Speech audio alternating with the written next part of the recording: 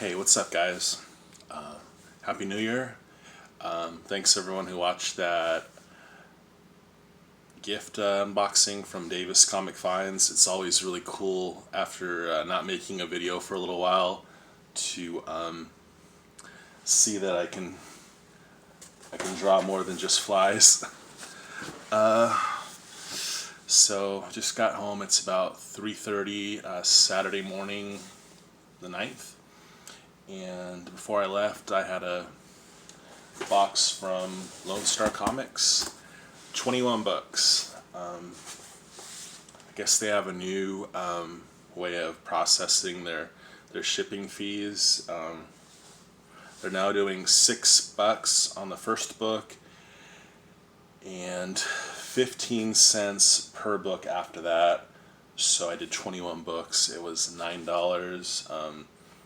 It was great when they were doing free shipping, anything over like $45 in books, but it's still probably the best deal going.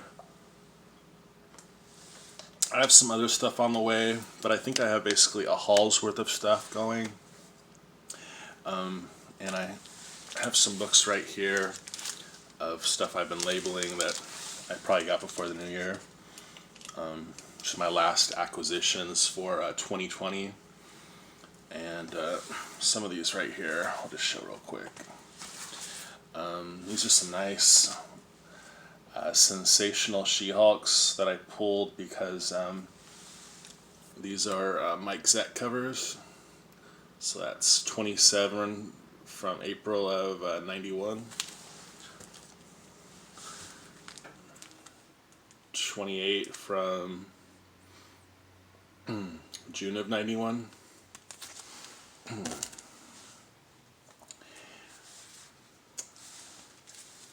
here's 29 from July of 91.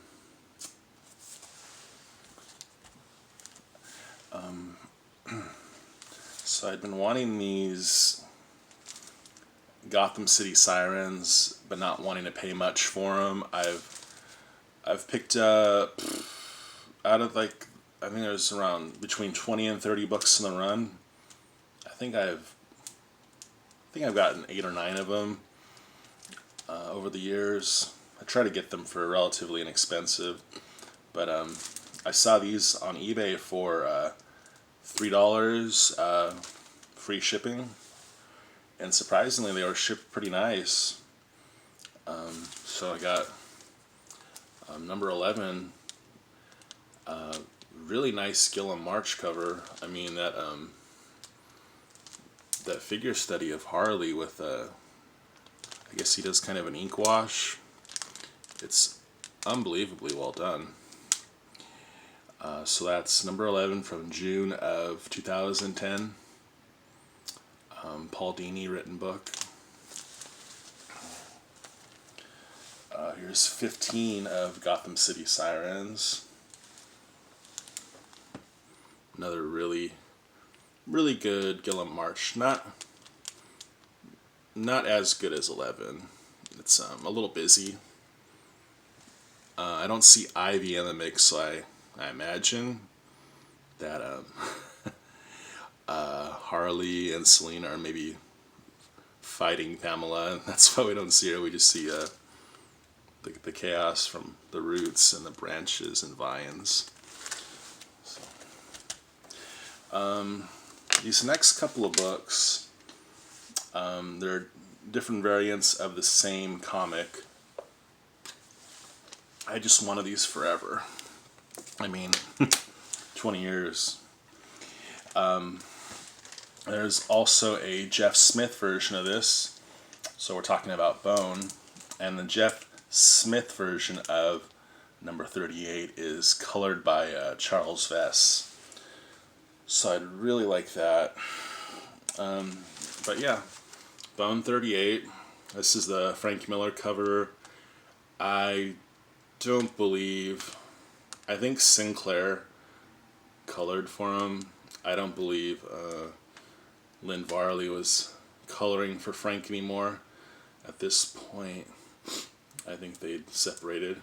But from August of 2000, and that's brilliant, brilliant inking of Thorn. So really nice. It's kind of that transition phase for Frank, going from Sin City into maybe the 300 style a little bit. Here is another Bone 38 I'd always wanted.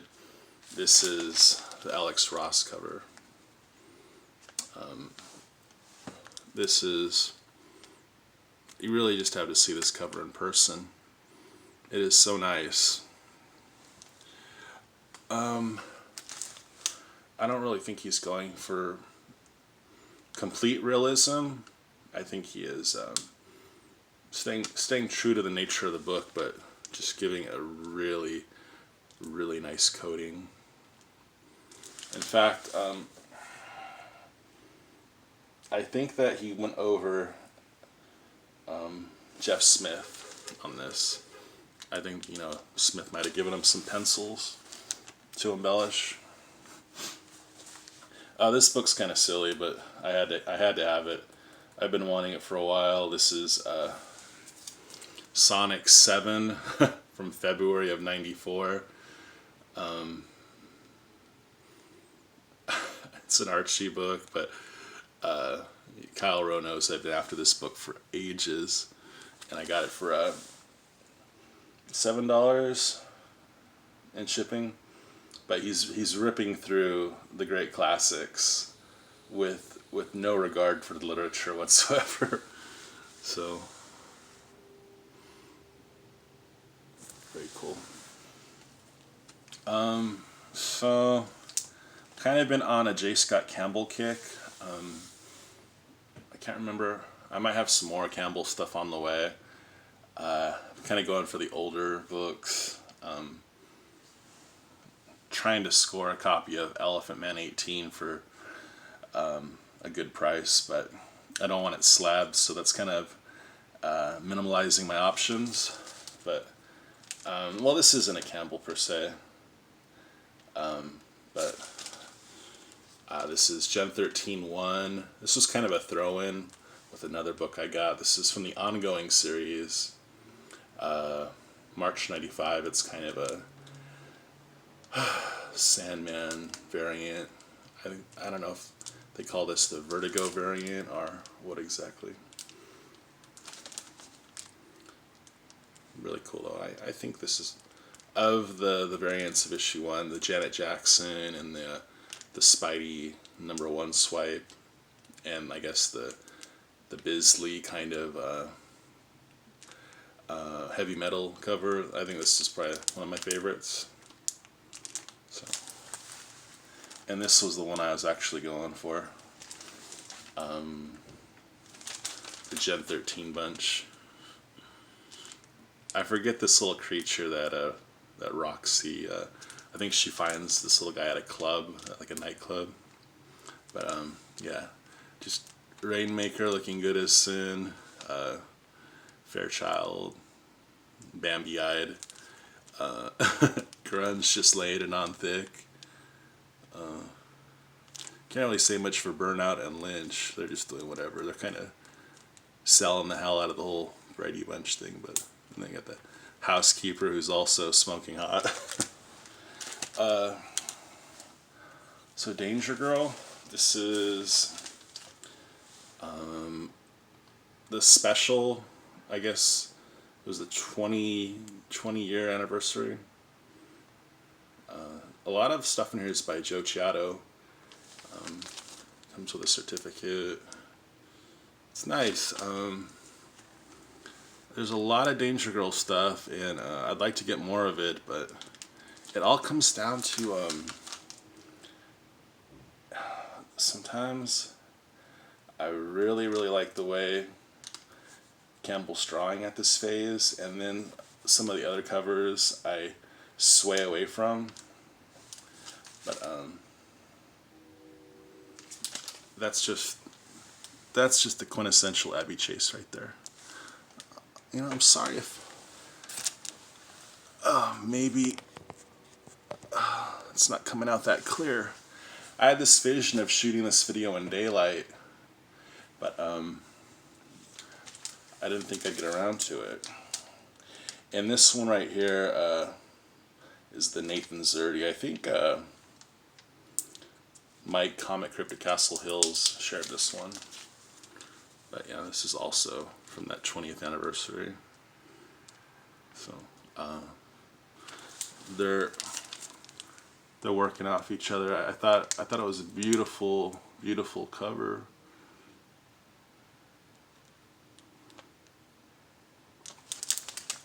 Mike also inspired me to go after the his new favorite artist, the Sun Kumanaki, Edward Scissorhands, Gender Swipe. I think it's like, God, it's a Zenoscope book. It's one of those fairy tales, issue 3. I'm not sure exactly what the book inside is. It rarely matters. About the cover. Yeah, I was able to get one for less than Zenoscope was willing to ship one for. So here's my order from Lone Star. 21 books. Let's go ahead and go through them kind of quick. I don't want to bog anyone down with a long video this weekend. I know we got a lot to do. Get to that grocery store and get home as quick as possible, right? That's my goal this weekend. Stock up and get home. So I've been on kind of a venture into not really Action Lab as a company, but I dropped all those titles from my pull list when they when Mendoza left, and I kind of am okay with that. I really got to stand by one of my favorite creators, but I was kind of missing out on Vamp Blade, which I also let go of. So I started looking at some of the listings, and Lone Star Comics had some great deals on them. So a lot of what's in here is Vamp Blade. Lone Star Comics, they don't mess with they don't deal in Zombie Tramp anyway. I didn't see any Zombie Tramp. But let's get into these. They're not all Vamp Blade, but I did kind of go heavy on that title. Just kind of missed it. I couldn't help myself. And they were so much cheaper than cover. Like, typically Action Lab has a $5 cover. These I got for like $2 in many cases. But yeah, this isn't Action Lab. This is I believe Albatross. So Fearless Dawn from 2020, old number 7. I don't know if they get that from old number 7, but that's what we got here. I love Fearless Dawn. Should have her crossover with Hellboy. Oh no, it's in there somewhere, but this is something I was talking to Big Elbow about. Give me a rundown of the stuff that Frank Teron had worked on. I only have one book by this guy. I believe it's Punisher 94. It was like part 2 of No Land. I found it while digging through long boxes with Sapper at a con, and I thought this guy Frank Teron, he draws like crazy, like almost like, you don't like to compare him to some people, but I like Sam Keith a lot, and I like this guy a lot. So I take with that a grain of salt, because no one's really saying that this guy draws like any one person, but his work's sick. So I found a fine copy of number 99 from Lone Star.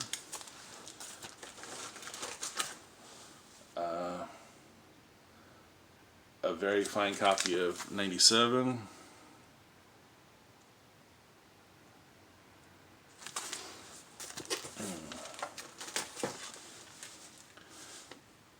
Oh, I'm sorry, it's actually No Rules. Yeah, I guess I have part 1 of No Rules. Yeah, book 94. It's a sick blue background, and he's just fighting a mountain of terrorists. Like an avalanche of, what would you call these guys? Well, anyway, here's 95. Yeah, this came to me in a fine condition. Yeah, so he's just taking on these mercenaries.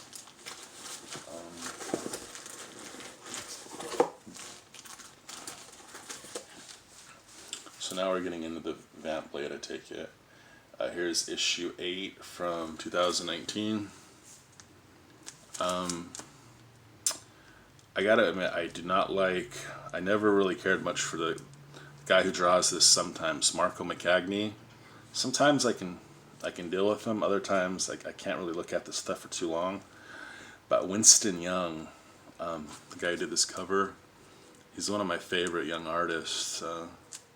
I hope Dan still works with him, because I think Winston Young's really, really good artist.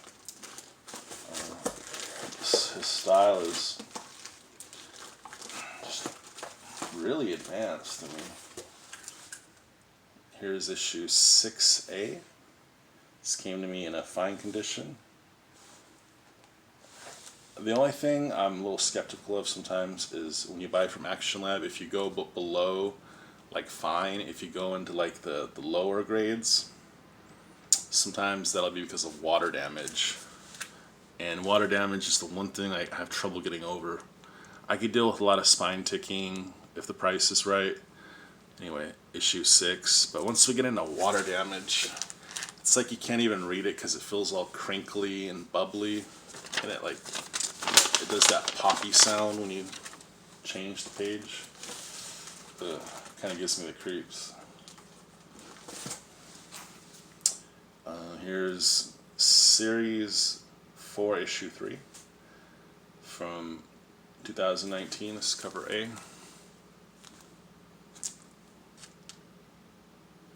Yeah, Katie Carver. Okay, so this is a Gen 13 issue 1/2 from Wizard. It doesn't have a certificate, which is kind of good because I don't really ever know what to do with those. I believe this is Jim Lee. It's not Campbell. Early version of Free Fall. She doesn't really look like herself. I've never seen her in a getup like that after this.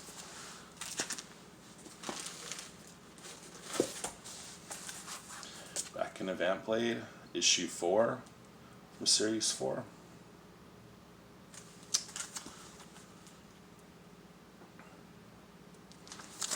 Try to wrap this up. It's kind of hard though. We still have this many more books to go. I love that Lone Star uses these little bumpers. Really good idea. Alright, so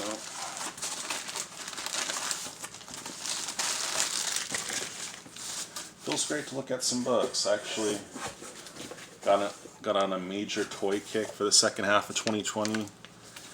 A lot of 80s stuff. I sort of managed to get the stuff I wanted real quick, and I'm back. I'm back on comics.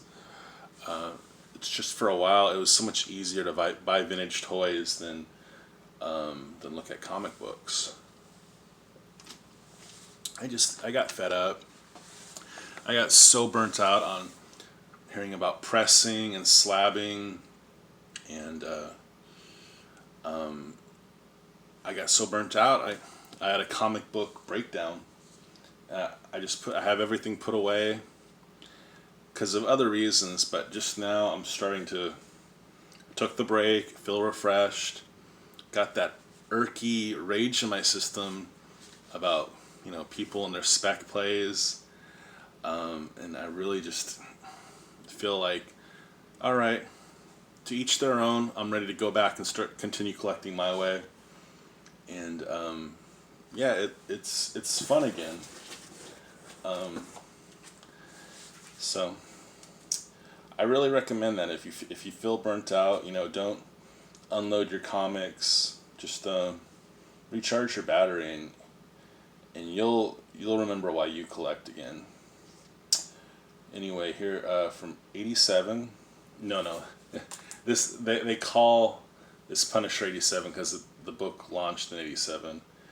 I don't know what year this is. They're not real good at telling you the year of the specific book, but Punisher '98.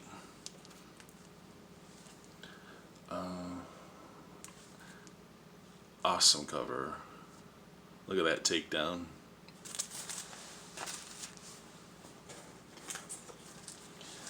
Alright, now this is a book I learned about from Dave Gibbons on Twitter. Dave Gibbons he is active on Twitter. I don't know where he gets the time. That man tweets a lot. It's cool though, because he showed this book, or someone showed it, and it's Marvel Fanfare 41. I learned about these from Josh Sears about 4 years ago, and they're kind of artist spotlights, because they usually have the same artist do the full book, and in this case, one of the main reasons I wanted it was that it turns out that Dave Gibbons did his own coloring. So I thought that was kind of cool. Typically, in a lot of the Dave Gibbons stuff I have, John Higgins colors it. And people are a little harsh on Higgins' coloring. I think it's fine. I especially like it when he colored over Boland in The Killing Joke. But people tend to think that that his coloring is weak, but yeah, I wanted to see Gibbons color his own. I'll just show this one real quick. Issue 9, Season 4. So this is an artist that I've gotten really enthusiastic about. I mean, really hot and bothered over this artist, Michael McComb. He's done some stuff recently. It's great, man. Check him out, Michael McComb. He's doing some great covers. They're really computery, which is fine. A lot of who isn't using computers to get some really nice color effects right now on their covers. But yeah, this guy, I just like the cartoony style and the color palette he's going for. So here's another Action Lab. I got this for the Winston Young cover. Like I said, this is a Black Betty 5.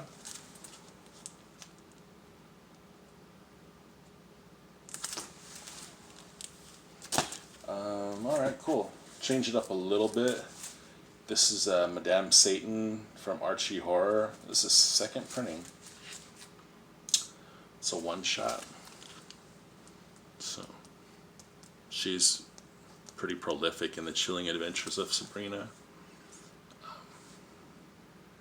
So, I wanted to read this mostly for reading. Okay, more Batblade. Hope that's cool.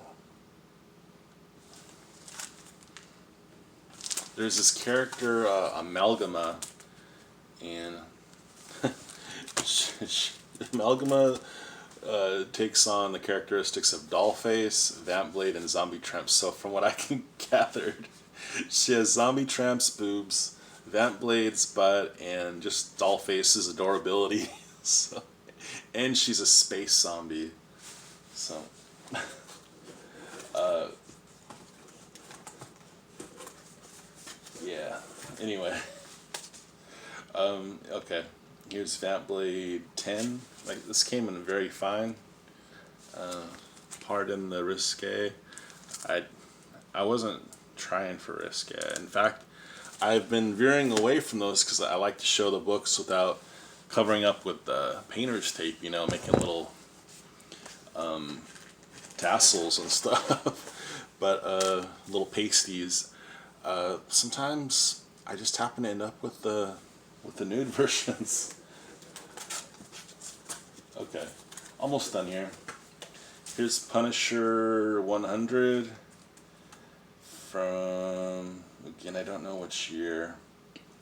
There's several versions of this. This is the silver. Shoot, I'm sorry, I'm going long here. I didn't mean to make a 30-minute video.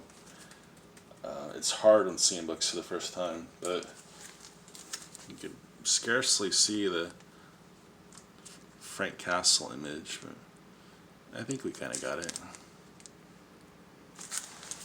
So that's pretty nice.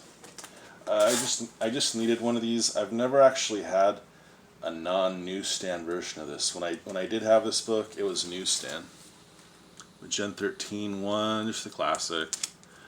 They had a fine copy for I think $2 on Lone Star, so I scooped it up. It's my girl Roxy. Okay. Yeah, so I did get Hellboy. Fearless Dawn meets Hellboy. They didn't have the Steve Mannion cover, so I opted for the Mike Mignola. No complaints. It's a pretty cute little Fearless Dawn he drew. I like it. Okay, 2 more books, guys. I would have never known about this book without Elbow's assistance. Thank you, Big Elbow brother. You have, I'll be honest, man, you got better taste than I do, and I really like my taste in comics, but I think I like his taste in comics just a little bit more. But he said, you know, Frank Terran had done some Khazar, so I got that. I could not find what's the character's name? It's a Frank Frazetta creation called like Jungle God or something like that. But keep my eyes out. It's like a Glenn Danzig production. Finally, we got this Kelly Jones cover. I just thought it was sexy and really hot. Batman, Gotham After Midnight, Steve Niles, the 30 Days a Night guy. I just thought, my God, it's bondage. It's got the stockings. It's Christmas. Batman's coming down a chimney. I was like, I gotta get that. So anyway, yeah, that was kind of my I'll have another pretty big haul, but it's gonna take me a while. Hopefully, I'll have it all together by March. Just because some stuff I made the mistake of ordering a big shipment and then a part of that same lot, something that's on back order till like the first new comic day of March, so it pushed everything back. But hopefully that'll tide me over for then. Until then, thanks for watching, and how about a quick shot for the homies that we've lost.